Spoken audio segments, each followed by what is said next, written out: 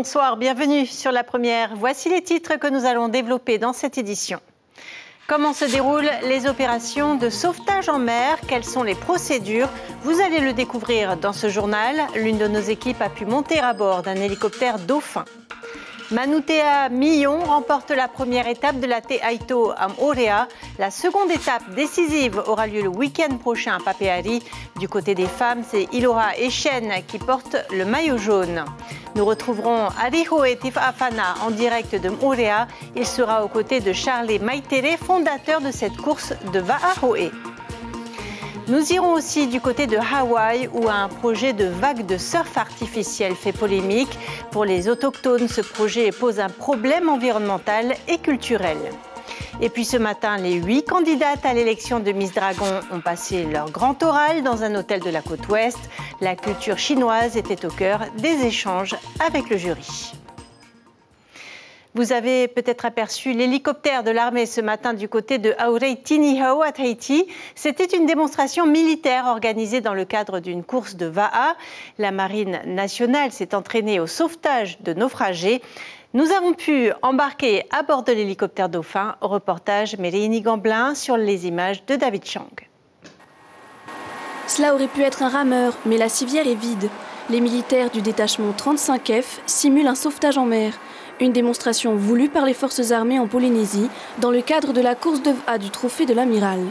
Là, le but, c'est vraiment de se driller pour être le plus efficace possible sur la tenue de la machine, la tenue de la position par rapport aux naufragés, la coordination au sein de l'équipage entre le pilote qui est aux commandes et le treuilliste qui est derrière. Le Dauphin de l'armée est d'ordinaire déployé pour les secours en mer ou en montagne et pour les feux de forêt.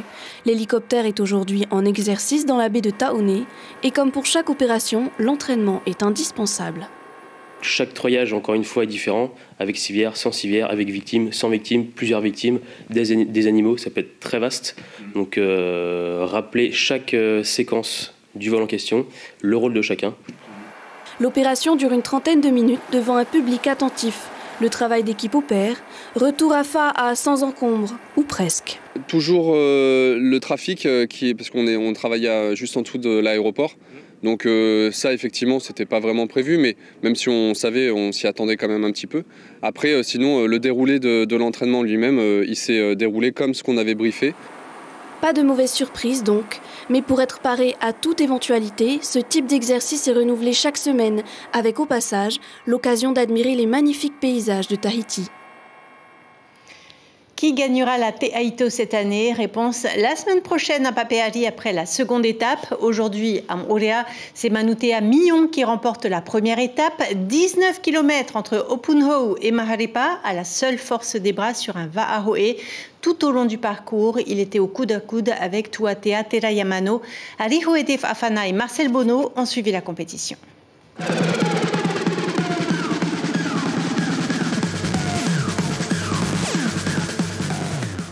Dès la sortie de passe d'Opunhou, Manutea Millon et Tuatea Terayamano annoncent la couleur et livrent un combat sans merci. Ils mènent le cortège tout au long du parcours. Derrière, le combat est rude. Steve, Brice, Reijere et Hititua sont à la chasse.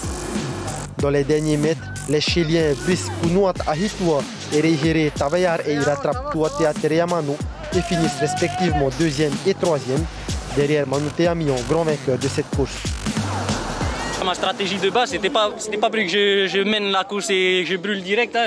Je voulais gérer, mais bon, une fois que j'étais lancé, je me sentais bien. Et Tuatea a commencé à bien allumer. Du coup, je me suis dit, je vais essayer de tenir son train.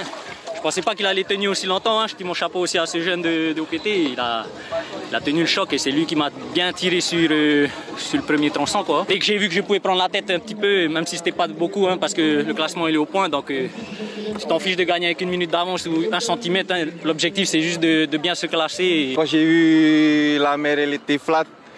Je me suis dit, c'est un peu mes conditions. Du coup, j'ai essayé de tirer mon épingle du jeu. Et bon, ça n'a pas marché. À la fin, ça n'a pas levé quoi. J'ai essayé de tirer tout le long et d'emmener le moins que je pouvais avec moi. Et de faire ma course après, j'étais bien. Après, un peu de calcul aussi à la fin. Coup de bas, après Quand ils sont revenus, j'étais KO aussi. Chez les femmes, Iloha Eishen fait cavalier seule tout au long du parcours. Dans le sillage des juniors, elle remporte cette course haut la main. Ah bah c'est les conditions, là c'était un lac, j'ai dû remonter et ouais, je me suis retrouvée, du coup le paquet des juniors était devant et j'étais entre les deux paquets, donc du coup j'étais à la chasse des juniors devant pour me motiver. En junior, c'est un trio qui mène la course. Au coude à coude, on retrouve Taura Temaouyari, Keoni Sulpice et Teimanu Meitere. Le Chilien Keoni Sulpice ne parviendra pas à rattraper Taura, qui prend la première place de cette première étape de la Teito. Comme j'ai vu, les conditions étaient faites pour moi. Hein. À la presqu'île, il n'y a que du plan. Hein. Il n'y a pas beaucoup de surf. Hein. J'ai essayé de jouer sur mon physique et de pousser jusqu'à les mettre KO. Quoi. Et j'ai vu que ça fonctionnait. Quoi. Que quand j'accélérais, ça réagissait pas beaucoup. Hein. Voilà. Demain, place aux nouvelles disciplines de la Teito, le surf-ski, le stand-up paddle et le prone. Et oui, c'est donc un nouveau format pour cette compétition, la 34e depuis sa création en 1988. On va tout de suite rejoindre Arihoe Afana du côté de Moorea. Bonsoir Arihoe. Le format de la compétition a changé. Quelles conséquences pour les rameurs ? Bonsoir Cybèle. Alors il faut dire qu'avec cette nouvelle formule, les rameurs ont plutôt intérêt à être constants sur les deux étapes prévues pour remporter justement le titre tant convoité du Teito, avec deux étapes programmées, plus de disciplines proposées et plus d'inscrits de la part des étrangers. On peut dire que la Teito a pris une nouvelle dimension et justement ce soir je suis accompagné de Charlie Meitere, fondateur du Teito, pour en parler. Alors Charlie Yorana, dites-nous déjà, pourquoi avoir proposé un nouveau format de compétition et qu'est-ce qui change pour les rameurs? Yorana, tout d'abord, cette idée est venue après consultation, bien sûr, d'un large entre nous, le comité organisateur et les rameurs, des fois ils disent c'est anormal, tu es Eito, mais sur une course.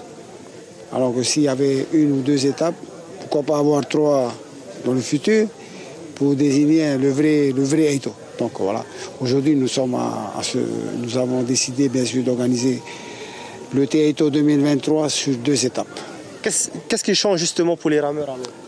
Ça leur donne une chance de se rattraper. Tu peux être pas très bien en forme pour la première journée et tu as un avantage de pouvoir de te rattraper sur la deuxième étape.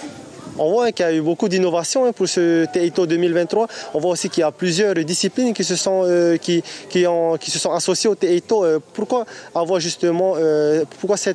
proposé aussi beaucoup de disciplines? Il faut attirer beaucoup plus d'étrangers également, puisqu'on sait que... D'ailleurs, il y a un événement qui se passe tous les ans dans l'Oregon, donc la gorge d'Anwin, qui réunit...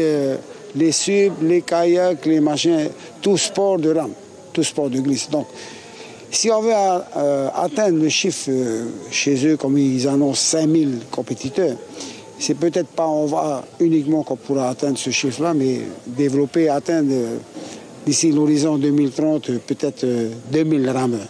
C'est le souhait, puisqu'aujourd'hui, le Teito réussit à rassembler 1000 compétiteurs sur le week-end. Donc l'objectif 2030, ce sera de 2000.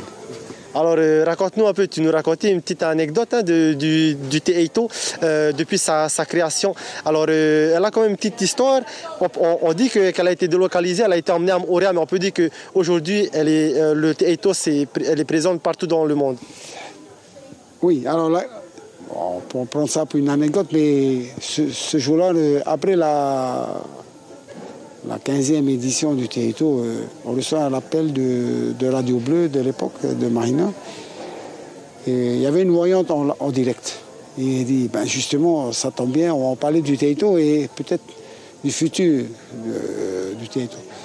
Et bien sûr, elle a regardé nos mains, elle a dit, ah, mais mon vieux, vous êtes chanceux, le Teito va voyager dans le monde. Nous on s'est demandé, mais comment on va voyager voilà. Et c'était en 92, 2009. La première étape internationale a été créée par Lara Collins, qui est actuellement présidente de la Fédération internationale de vent. Le Teaito s'est installé en Nouvelle-Zélande et après, ça a été en Nouvelle-Calédonie, ça a été en Cook Island, ça a été en Italie, ça a été en France. Et aujourd'hui, Brésil, Pérou, Chili, Japon. Donc voilà, Sybille, une petite anecdote pour tous ceux qui ne savaient pas. En tout cas, le Teaito continue à vivre et vivra encore longtemps. En tout cas, demain, la compétition reprendra donc avec les nouvelles disciplines comme le surf ski, le stand-up paddle ou encore le prone. Mais en attendant, ce soir, Manouté Amion se verra remettre le maillot jaune avant de rejoindre la deuxième étape à Papeari la semaine prochaine.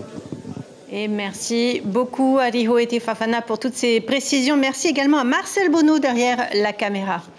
Une autre compétition était inscrite au calendrier de la Fédération tahitienne de Va'a aujourd'hui, une course particulière puisqu'elle est organisée conjointement par les forces armées. Il s'agit du trophée de l'amiral en V6 cette fois, avec 3 boucles au départ de la plage de Taoné. 74 équipages ont participé à l'événement. Dans la grande boucle, Air Tahiti s'est imposé dans la catégorie entreprise avec un temps de 1h27 minutes et 10 secondes. Un tout autre sujet maintenant. Le prochain concours d'entrée de l'école Poly 3D aura lieu le 28 juin prochain. Des journées portes ouvertes étaient organisées aujourd'hui, permettant d'accueillir les futurs étudiants et leurs parents. L'école a ouvert ses portes il y a 8 ans maintenant, à l'initiative de la Chambre de commerce. Objectif, proposer un programme de formation de 3 ans pour permettre à ces jeunes passionnés de révéler leurs talents en matière d'animation et de jeux vidéo. C'est une filière qui recrute puisqu'on a de beaux exemples de réussite, à savoir donc un étudiant de Poly 3D qui a pu intervenir et travailler dans le cadre de Game of Thrones. Et en fait, c'est de préparer nos jeunes à se former, à avoir des armes pour pouvoir s'exporter. Il est important aussi d'envisager ce volet international qui permet en fait de former, d'avoir une ouverture d'esprit et surtout de faire revenir nos jeunes, parce que c'est l'objectif aussi, c'est de mettre à contribution toutes ces expertises pour notre Fénois et les entreprises du Fénois.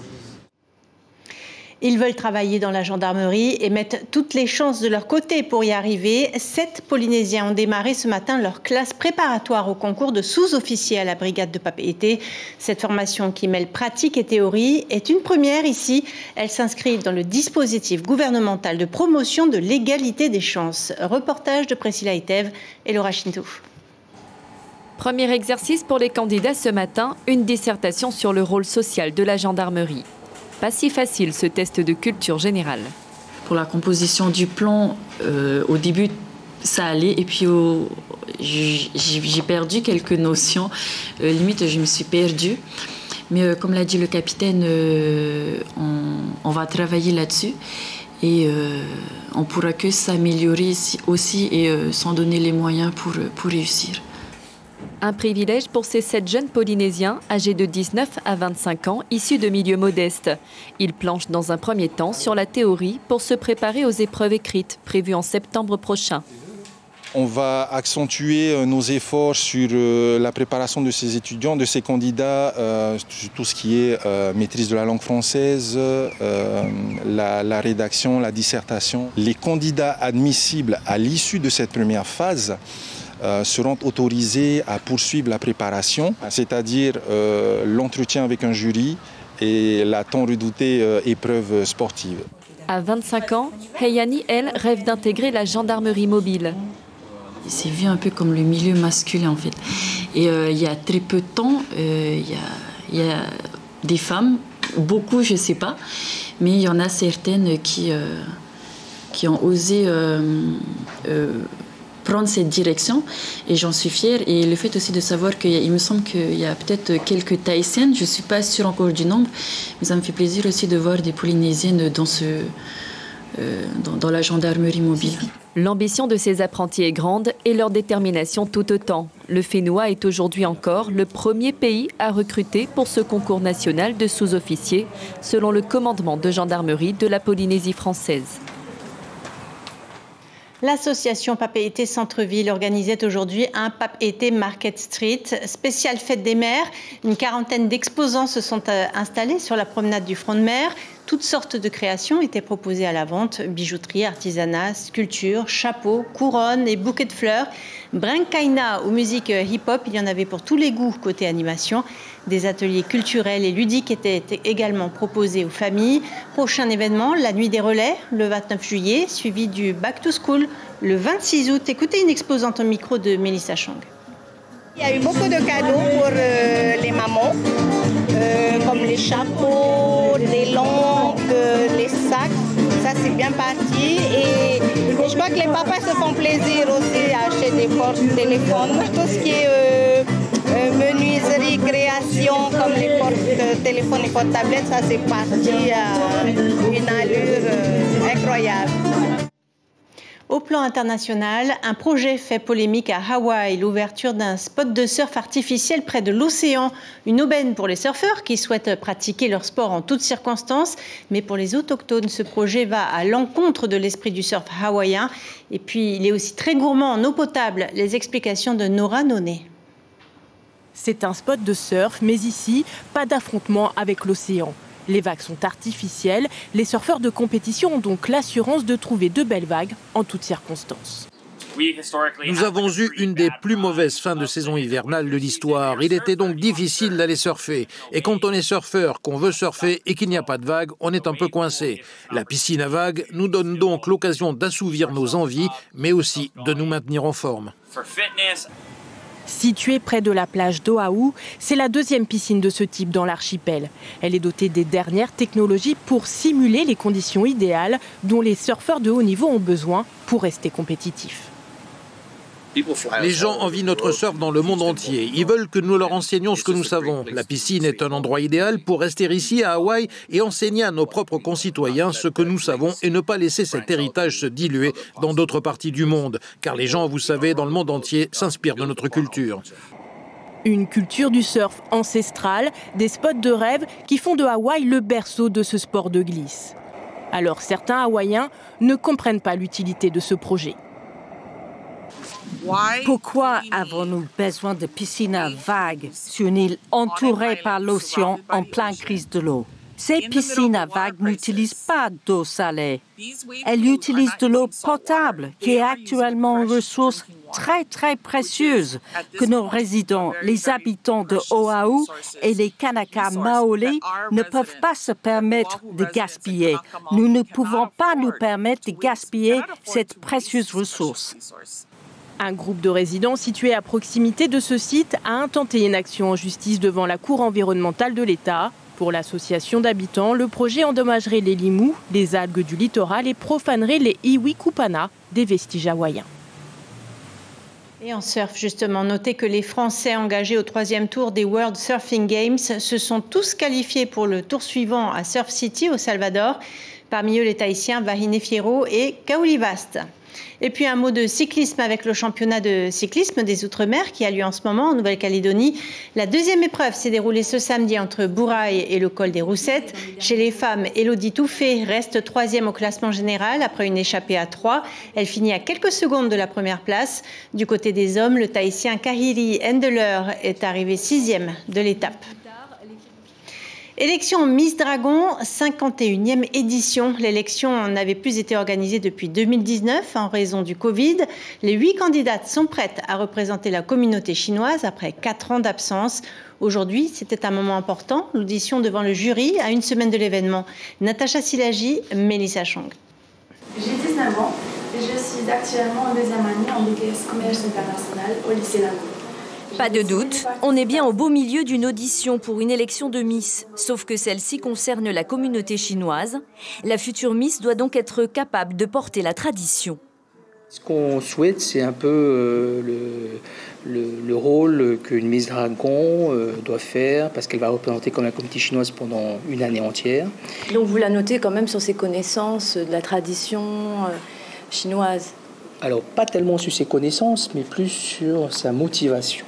En coulisses, les candidates se préparent à passer le fameux examen devant le jury.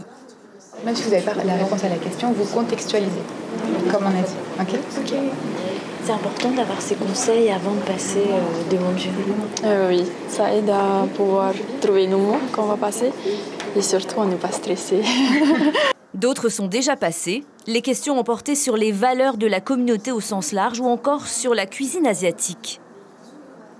Les questions sont un peu, je dirais, tricky. C'est assez, ils cherchent un peu la petite bête, mais ça va. Le soutien de la famille est capital pour Ranitea, originaire des îles sous le vent. Ça m'aide à avoir confiance en moi, à avoir une épaule sur laquelle je peux me poser pour toutes mes craintes et les peurs. C'est impressionnant, tout ce stress, tout ce qui se passe avant une élection. Oui, pour nous, c'est la première fois et pas évident parce qu'en plus, nous, on vient des îles, tu vois. Plus d'obligation de parler le mandarin ou le haka.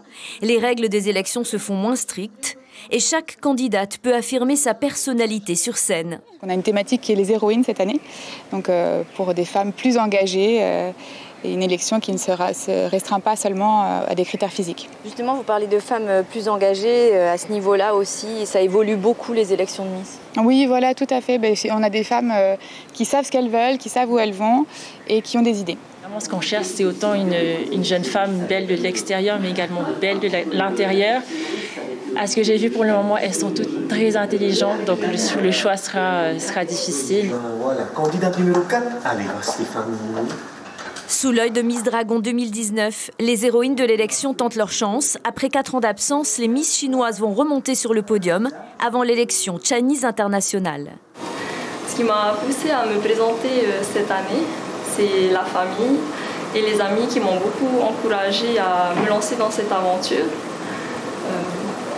Et je suis très contente d'être là aujourd'hui avec vous. Merci. Voilà, l'élection, ce sera donc samedi prochain dans les jardins de la mairie de Papeete. Je vous rappelle l'information principale de ce journal. Manutea Millon remporte la première étape de la Te Aito. Les rameurs ont parcouru 19 km en Va'aroe entre Opunhou et Maharepa. Du côté des femmes, c'est Iloha Echen qui porte le maillot jaune après 14 km de course. Tout se jouera la semaine prochaine à Papeari lors de la seconde étape. Au programme de votre soirée sur la première, la saga Asukar et la série Cobra. Voilà pour les informations de ce samedi 3 juin. Demain, ne manquez pas vos premières infos en radio à 6h30 avec Heipoa Teuira puis Axel Mézinel. On se quitte sur les images du Heiva des écoles. Très belle soirée sur nos antennes et à demain.